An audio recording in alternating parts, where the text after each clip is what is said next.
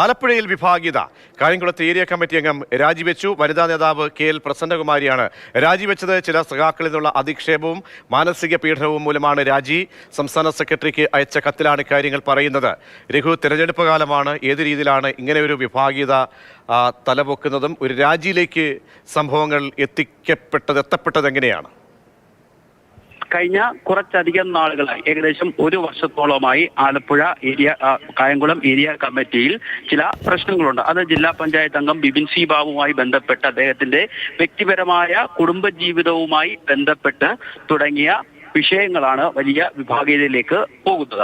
എന്തായാലും ബിബിൻ സി ബാബുവിന്റെ ഭാര്യ നൽകിയ പരാതിയിൽ അദ്ദേഹത്തെ പാർട്ടിയിൽ നിന്ന് സസ്പെൻഡ് ചെയ്യുക ഉൾപ്പെടെയുള്ള നടപടികൾ ചെയ്തിരുന്നു.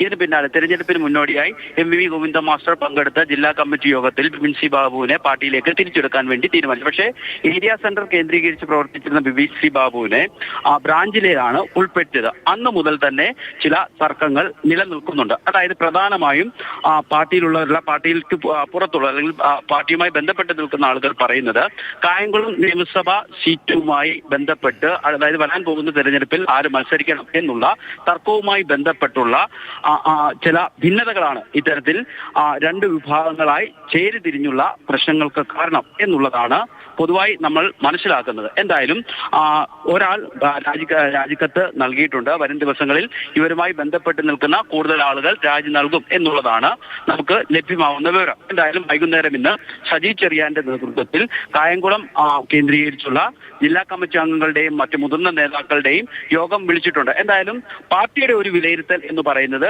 തെരഞ്ഞെടുപ്പ് അടുക്കുമ്പോൾ ഉണ്ടാകുന്ന ഒരു സമ്മർദ്ദ തന്ത്രമാണിപ്പോൾ രാജിവെച്ചവർ അവരുടെ ഭാഗത്തു നിന്നുണ്ടായിരിക്കുന്നതാണ് പാർട്ടിയുടെ വിലയിരുത്തൽ. കാരണം നമുക്കറിയാവുന്നതുപോലെ തന്നെ കഴിഞ്ഞ പാർലമെന്റ് തെരഞ്ഞെടുപ്പിൽ LDF-ന് കേരളത്തിൽ കിട്ടിയ ഒരേ ഒരു സീറ്റാണ് ആലപ്പുഴ എന്ന് മാത്രമല്ല അത് വലിയൊരു അഭിമാന പോരാട്ടമായി ഇപ്പോൾ LDF കാണുന്നു.